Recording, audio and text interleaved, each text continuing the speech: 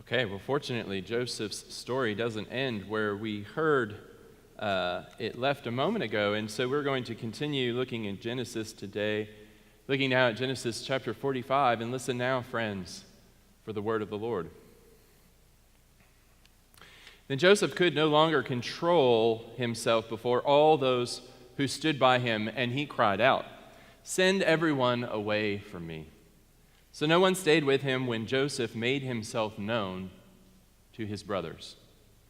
And he wept so loudly that the Egyptians heard it, and the household of Pharaoh heard it. Joseph said to his brothers, "I am Joseph. Is my father still alive?" But his brothers could not answer him. So dismayed were they at his presence.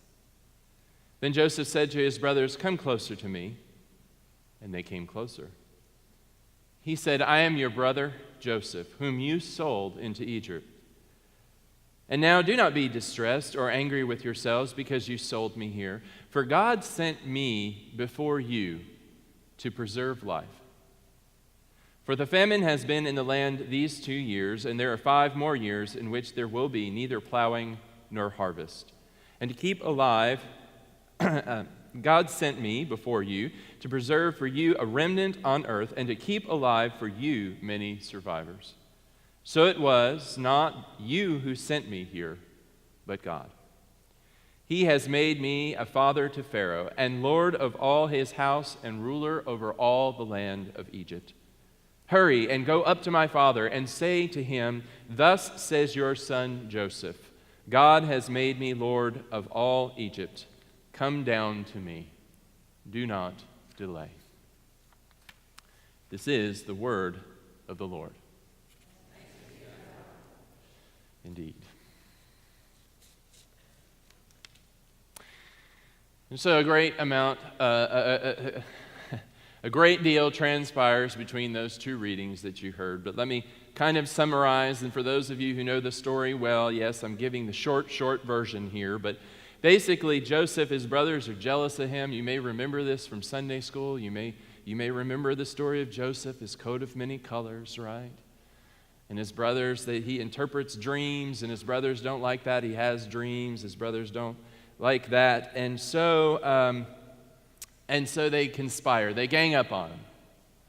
And they don't know what else to do. They were going to kill him. Reuben convinces them to throw him in a pit, and Reuben's going to save him, right? Except before Reuben can save him, they sell him into slavery, and then they tell their father Jacob that Joseph is dead. Now, that's about as low as that can get, right? Of all the things that someone can do to somebody else to sell them into slavery and then essentially try to erase them from the memory of the family, it's pretty bad. And yet Joseph, we find out when he gets to Egypt, he prospers. He ends up in Potiphar's family. Potiphar is on Pharaoh's council, so to speak, and a very prominent Egyptian. And the Lord is with Joseph, we're told. And so everything Joseph does, it just blossoms. It turns good. And so he becomes a very favored servant in Potiphar's household until Potiphar's wife catches on to what Joseph has going on, and she makes advances. Remember the story, when Joseph refuses those advances, she accuses him, and he ends up in jail. Now, by now, if you've been thrown into a pit by your brothers, sold into slavery, and despite that, you rose above it, you made something of your life, and then you get accused of something you didn't do, it's wrong, it's unjust, but you find yourself in jail. I don't know about you, but I think I'd be doing a little bit of wallowing. I'd be getting pretty bitter right about now. Does Joseph? No. I mean, not as far as we can see, he doesn't wallow, he doesn't get bitter. In fact, we're told, and again, the Lord continues to be with him. So these two servants of Pharaoh now are thrown into prison. They fall out of favor with Pharaoh, and they're there in the prison, and he interprets their dreams for them, and they say, "Well, Joseph, when we get out of here, we'll remember you." Do they? No. He's in jail for 2 more years. Again, would he get bitter? Would he wallow? No. No, he does not. It's amazing that he doesn't, right? And yet wallowing leads us to a place of helplessness, and being bitter twists our souls and hardens our hearts, and Joseph will not do this. It's amazing. Only because God, again, is with him.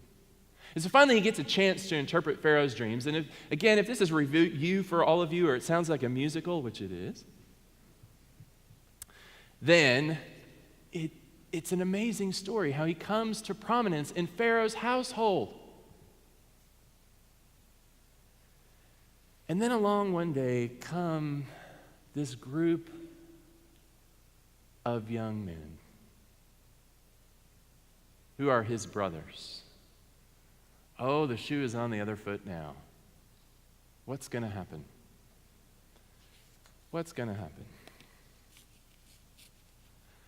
Well, Joseph doesn't wallow, and he doesn't harden his heart. He doesn't get bitter or twisted. And that's the only reason I think the story can go the way it goes, right? Because otherwise human nature would be to take revenge. Somehow, Joseph sees God in the events of his life. And he sees something bigger than just Joseph in it. It's truly an amazing, amazing story how God was with him and helped him maintain his perspective. As it reads in the back of your bulletins in the commentary section where Stan Duncan is talking about this passage, he says that, sometimes the bad things that happen to us in life, they may or may not be God's will, right? Have you ever had something horrible happen to you and somebody says, well, it's just God's will? Well, I don't know. And yet, what I do know and what the Bible affirms time and time again is that even when bad things do happen, whether they're of God's will or not, God can use them, right, to bring about amazing things. Redemption, restoration, goodness, hope, protection, providence. In this case, we see that Joseph and his brothers would have all starved to death had it not been for God somehow transforming the story of discord in the family into provision, into hope. It's amazing. Great story. And so we find ourselves today. We are still seeking, and by that, we here at the church, maybe you've seen seek on our banners and so forth, but we here at First Presbyterian Church, we believe that everybody's really searching for something, and ultimately that something or someone is God, but there are different things that we might be looking for from God. It looks a little bit different for everybody. And so we asked you some time back, and we sent out surveys, and you responded. What are you still seeking? And there were answers all over the place, as we might expect, but there were some commonalities in your answers. You said you wanted your life to be less about you and more about others. And we talked about that a few weeks ago, maybe how we can find that. And then you said you wanted more peace in your family, in your own family. And we're talking about that today. We talked about that a few weeks ago, talking more about that today. And then you also said how to find God's purpose in life. We'll talk about that in a few weeks. And how to respond to the violence in the world. Again, we'll talk about that in a few weeks. Nothing like easy summer stuff, right? But again, peace in the family. How do we encourage there to be peace in our families? We talked a little bit about that last week when we saw Abraham was tested by God. And we said that the first step is always putting God first. There can't be any form of peace, there can't be any form of hope at all without putting God first. And so that's where we start here. Remember all those times Joseph could have wallowed, he could have been bitter, it would have been human nature too. It was not right, it was unjust, it was wrong what happened to him. You hear the righteous indignation? That's where a lot of us would go, right? Somehow Joseph does not. What's that somehow? It's God. God is with him. And Joseph is able somehow to see God in all this. Joseph puts God first. The Lord is with him. And so we have this beautiful moment of reunion with Joseph and his brothers. But I want you to notice something. When his brothers first show up, does Joseph just say, "Hey guys, it's me"? No. He does something really interesting and very wise. And when we're talking about reconciliation, forgiveness and reconciliation, I want you to pay attention. I think Joseph's already forgiven his brothers. He's not bitter. He's not wallowing. It looks like he's already ready to be there. He doesn't have that damage in his heart that grudges carry, right? Grudges carry, I mean. But reconciliation is between parties. You can't be reconciled to someone without that conversation. And so Joseph's about ready to have that conversation, but he doesn't know if they are. So he tests them. And read the first couple, read the passages right before our passage today. It's amazing. He tests them. He accuses them of being spies. He sends them off and has his servants put stuff in their bags so it looks, he sets them up basically as thieves. And he's just trying to find out where their hearts are. He tells them to go bring back their other brother and their father. He's just trying to see, do they feel any remorse over what they did to me? Where are their hearts? I mean, if you can imagine, if you were in that position, other people had a position of power over you, and suddenly the tables got turned, wouldn't you want to know that they're not just being nice to you because now you're in power?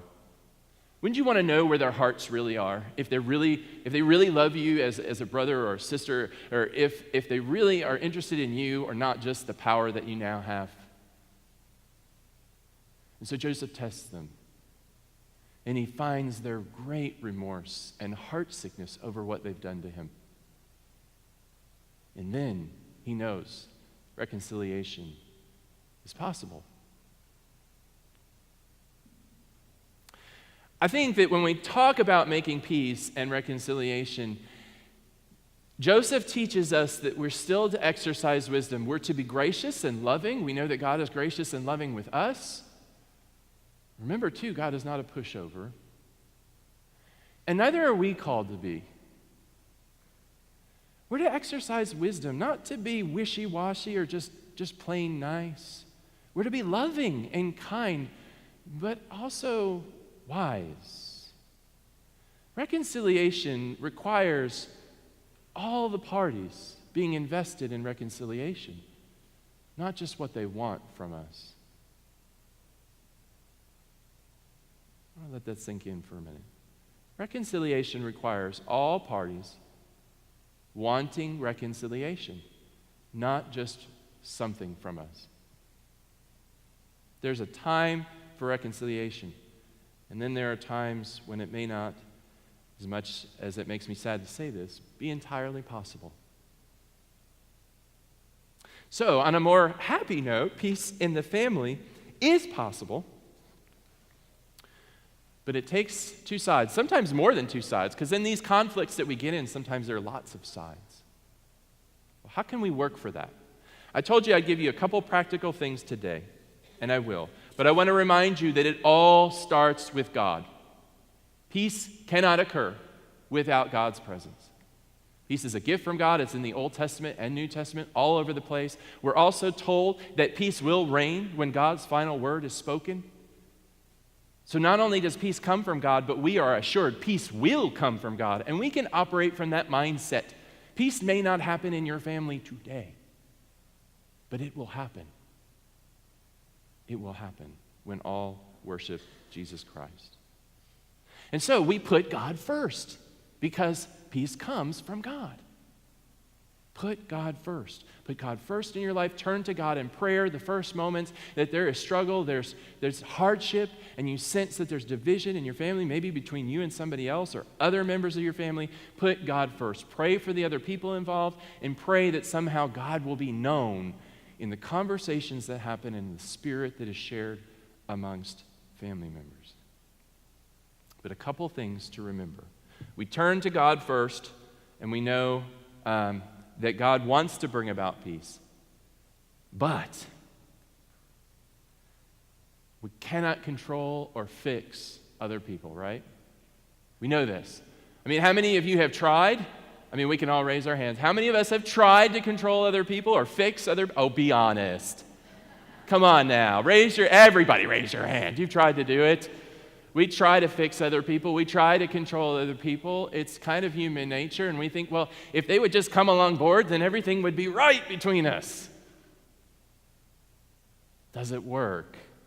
Can we do it? Can we fix or control other people? We can't do it. We can't do it. God can help them be fixed, right? But we can't control it. We can, however, we can influence. We can certainly influence situations, and we can influence people to the degree that they let us. So, that in mind, we also have to recognize that we have limits on our time and energy, right? Does anybody here have infinite time and energy? I certainly do not, so don't raise your hand.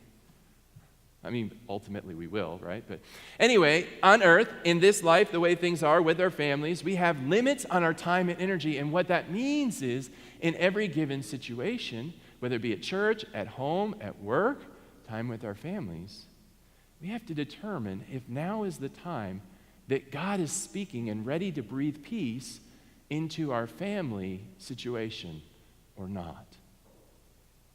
There are times to work for peace, and then there are times to just work that nobody gets hurt.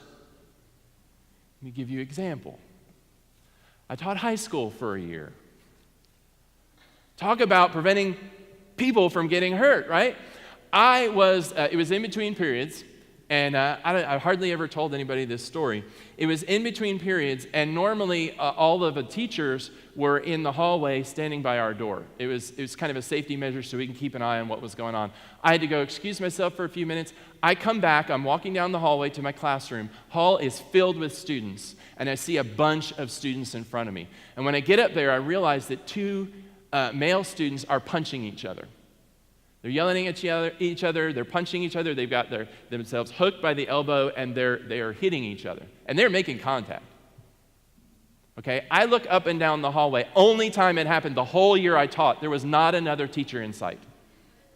I'm looking around and I look at me. All right, this is not the time to sit down with Jimmy and Johnny and say, Jimmy, do you realize what you said to Johnny may have hurt Johnny's feelings? This was a time to get them not to hurt each other or anybody else.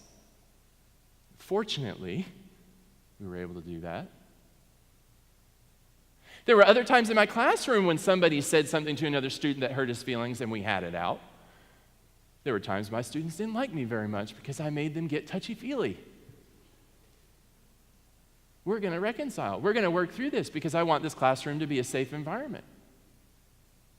There are different situations. Do you see that? There are times when it can work out. We can be reconciled. And there are times when we just have to try to keep things as safe as we possibly can. And that's not always easy because in our families, the stakes seem higher, right? The wounds deeper. We always have to do our best, I believe, as Christians, as followers of Christ, to help others be their best selves. None of us is perfect. But how do we encourage others to be their best selves? For some of us, our best selves may seem only like here. But you know what? That's not true. In God, our best selves, the sky's the limit. So I'm going to give you two practical approaches and then we'll be done for the day, to encouraging others to be their best selves, to opening the door to conversation that may influence and may lead towards reconciliation and a more lasting peace. Because we know without reconciliation, there really can't be peace, right? We're just sweeping things under the rug. Two tools. And I want you to hear this and be very careful about this. Hear me clearly. Both of these tools are to be used as opportunities for conversation, not as weapons against the other person. If it sounds like you're accusing somebody of something, it will not go anywhere good, okay? So start with that. Everybody say, okay. Okay, all right. Two things you can say that may open the door to conversation. One, it makes me feel X when Y happens. Say it very calmly, very objectively, with no judgment. You're not accusing them of doing Y. You're saying how it makes you feel when Y happens. It makes me feel disrespected when someone talks about me in front of others. It makes me feel sad when I see my children argue. Okay? Just saying it very objectively. Very calmly. Your body language has to be calm. You have to say, and so you have to pray about it before you do it, because maybe you're not ready to do it the right way, right? Pray that God will help you say it the right way. And here's the trick. After you say that, be quiet. Don't say anything. People don't like silence. And so if you say what you say and then just remain quiet, let them think about it and respond. More than likely they will. Do you follow me? So it makes me feel X when Y happens. May or may not work, but it might be an opportunity to open the door. The other thing you can do is just to simply calmly say what you see happening. Calmly, with no commentary, just say, you raised your voice at the dinner table tonight. Or, so-and-so didn't return my call last week. Just very calmly, and then remain quiet. And see if that opens the door to some gracious, loving conversation. Oftentimes, if we share just a little bit of our heart, it might encourage others to do likewise. It may not, we can't control or fix, right? But we can try to influence. And so there's a couple practical tools I have found helpful as a pastor, and you might find helpful as a minister of Christ in your life and family. Okay. But here's the thing. No matter what happens in your family out there, remember, you have a family in here. You have a place to come to, a place to find peace, a place that we keep as safe as we can, a place where we work towards restoration with each other. We do so wisely. We do so recognizing, all the things that have to be in place for reconciliation to happen. But we do work for it. And we do trust in God's goodness. And we do proclaim that in the end, everyone will bow their knee to Christ, and there will be peace among all people. And that is some really good news and some really, I hope, encouraging words for you, even if the people around you are in conflict. So, pray with us. We'll pray together. We'll pray for you and for your families as always. And remember, help the people around you be their best selves. You can't control them, but you may be able to influence them. And God be with you all and with all of our families. Amen.